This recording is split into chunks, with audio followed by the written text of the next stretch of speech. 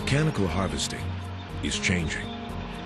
Smaller blocks and partial cuts mean workers are operating in closer proximity to each other. Blocks are in steep terrain or in select stands.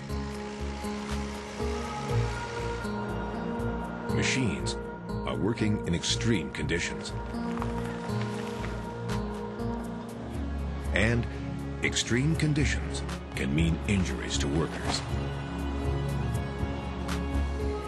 This video has been designed to show the safe work procedures for mechanical harvesting operations. It's about setting standards for safety.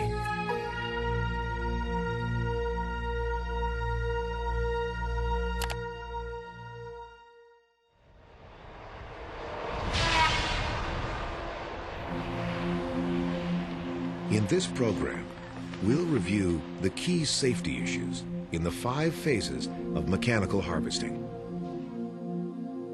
worksite layout and planning, safe work procedures, winter logging, guarding systems, and machine servicing.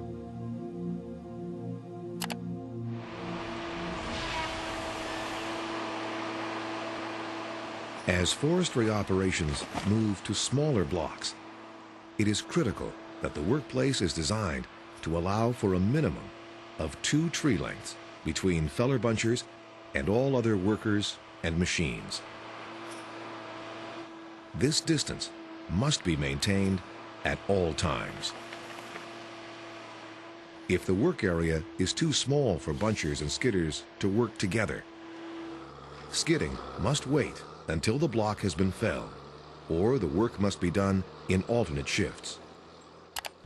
One of the most common mistakes that we repeatedly run into in planning concerns for block is a lack of consideration for congestion problems. Too many pieces of equipment working in too close a proximity to each other or in too small of an area. If the felling is taking place alongside an active roadway, signs, barriers, or flag persons must be in place to control access. Landings must be planned taking into account the average size of timber being processed and the minimum safety zones needed for ground workers, skidders, loaders, and processors. These safety zones will vary depending on the type of machine.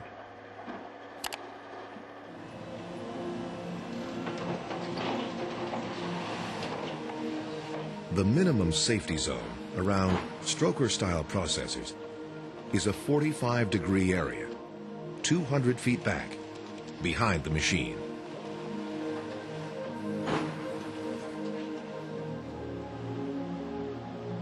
Loaders, whatever the type, must have enough room to operate, so nothing has to enter their swing zone. Logs must never be passed over workers. If ground workers will be working at the landing, they must have a safe area to operate from. Skidders must have enough room so they don't have to enter the hazard zones of the loader and processor, or the safe area of ground workers. Plan your work procedure so you process and load timber from the front to the back end of the landing. This will minimize congestion and allow you to haul timber out from the front end.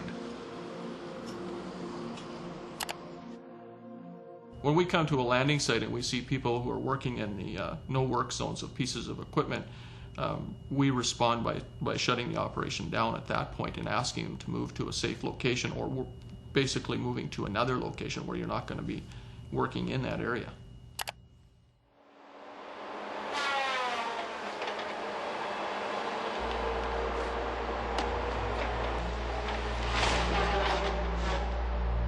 Slope limitations are a critical concern for safe mechanical harvesting operations.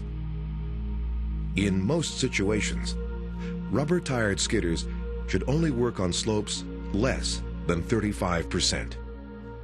Crawler tractors, feller bunchers, and excavators should only work on slopes less than 40%. And only specialty designs should work on slopes up to 50%.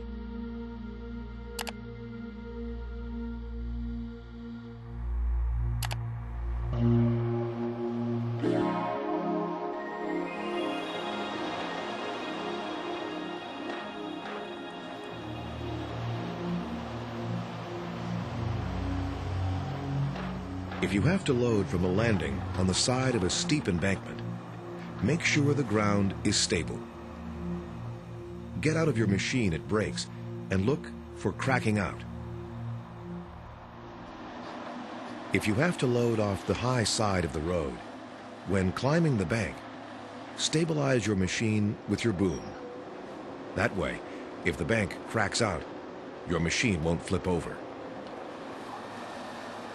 Button top loaders must not be used for forwarding logs to the landing unless they've been designed for that purpose. When we're taking a look at the stability of track loaders, we're concerned that the ground that they're working on is stable, that it's not going to be cracking out or sloughing out, and that the machine is not going to then potentially flip over. We've had a number of operators who have been killed as their machines have flopped over and they've been crushed in the cabs.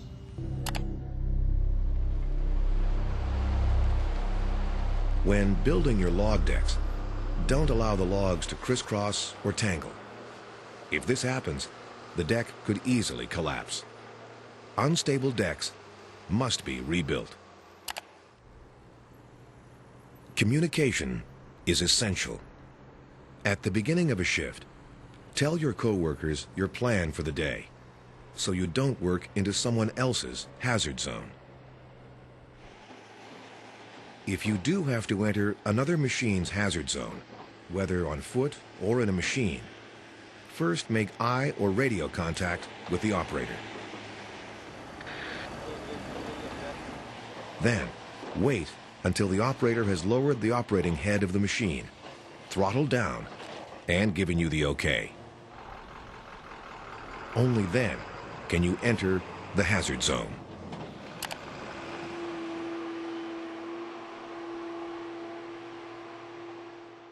Before you begin bunching on any steep or uncertain ground, get out of your machine and walk the face. That way, you can spot any hidden dangers on the ground or in the timber, and you can plan your route so you don't work yourself into a corner. If there's one mistake that buncher operators tend to make quite repeatedly is relying on their knowledge of terrain or relying on a map to tell them about hidden hazards on the slope and not getting out of their equipment and taking a look at what potential hazards could be on the slope as they're moving and working through it.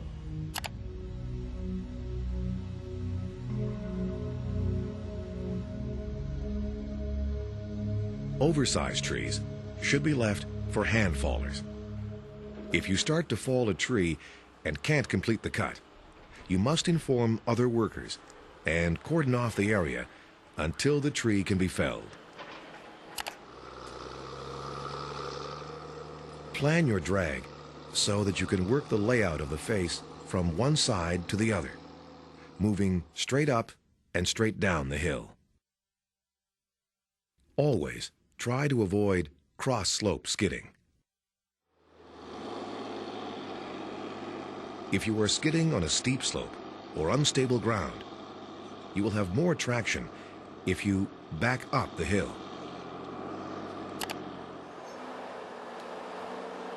In partial cuts, it is important to plan your drag so that you have enough room to maneuver both your machine and the drag without getting caught in the standing timber. If there is not enough room to safely skid a drag through the standing timber, you may need to have a buncher return and cut a skidding trail. Probably the biggest hazard in partial cutting operations when you're skidding in those situations is being hit by broken debris coming through the side of your cab, materials that have been left by the falling action of the feller buncher behind you.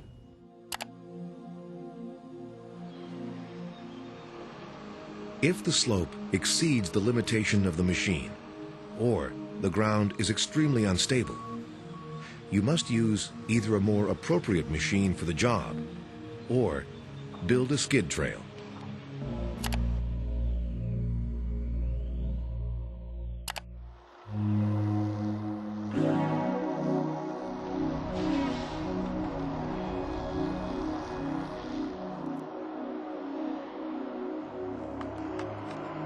Winter harvesting has its own special hazards. Snowpack slippage, avalanches, mudslides, and limited visibility are only some of the concerns. The snow can hide unstable ground and increase slippage on the face and on the machinery.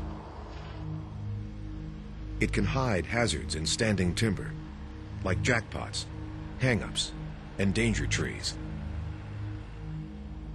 If in doubt about the stability of the face or the hazards overhead, get out of the machine and take a look. When you're looking at operations in the wintertime, probably the single biggest factor is that all of a sudden everything that you could see clearly before is covered up with snow. So a lot of the hazards that were clearly visible the day before all of a sudden are covered with snow. You can't see. Night operations are even more hazardous in the winter. Some operations run 24 hours a day, often leaving the buncher operator to work alone after dark. During night operations, fatigue can become a factor, decreasing your ability to respond to any hazards. In the dark, your visibility is limited, hindering your ability to see the hazards. So, if in doubt, get out of the machine and take a look. When working alone at night, there must be a procedure in place to periodically check on workers. In the winter, operators should keep proper clothing and footwear in their cab in case of a breakdown. You could freeze to death if you are not prepared to walk out of the bush at night in sub-zero temperatures. In the wintertime, especially in the northern regions, the season has been compressed significantly. The consequence is people are working longer and longer hours, and fatigue becomes a significant factor. It limits your ability to respond. It limits your ability to make proper judgments.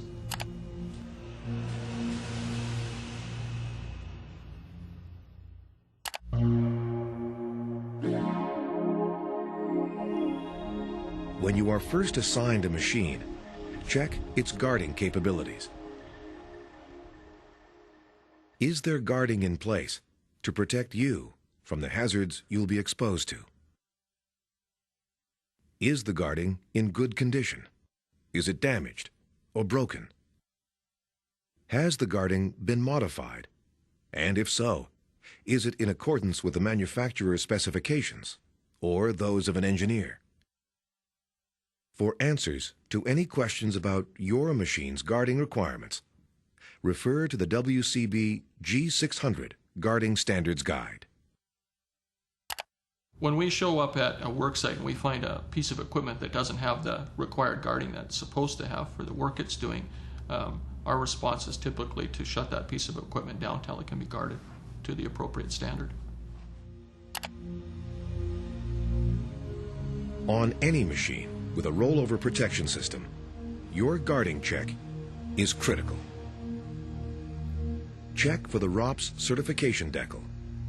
All machines with ROPS must be certified. If your machine has ROPS, you must always wear your seatbelt, without exception. If the machine has been rolled or the ROPS have been damaged, it must be repaired and recertified before it is used again.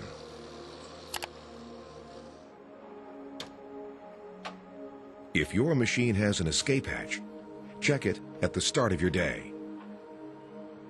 You must be able to easily open it without tools from the inside and outside. You must also be able to fit through the hatch.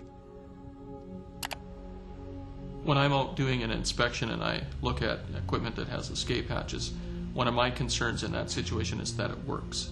I've talked to a good number of operators who've been trapped in their equipment when it's flopped over and then caught fire. And they know from personal experience that they need to get out of that equipment quickly, and the escape hatch needs to function.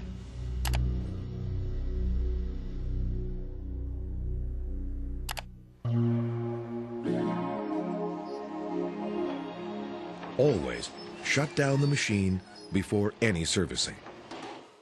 Elevated structures should be lowered and stabilized. The lockout bar should be engaged and the emergency brake applied. Always remove the key, and if there is no key, disconnect the battery. Engage any lockout devices. If the machine has an accumulator, you must bleed off the pressure before beginning work. When you're servicing any piece of equipment with an accumulator on it, you need to be aware that that residual hydraulic pressure could cause the machine to cycle. You could be caught in different parts of the equipment. Parts like the grab arms could cycle and crush you.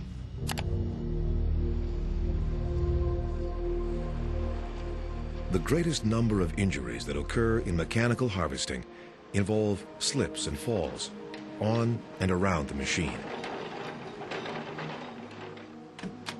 In order to combat this, apply anti-slip coatings or gratings to areas of frequent access and egress. Slips, trips, and falls can be prevented in three main ways. The first one is having good footwear, proper fitting anti-slip footwear. The second one is to maintain 3 points of contact with a piece of equipment as you get up or down on it. And the third one is to have anti-slip materials installed where you're climbing up and down on equipment.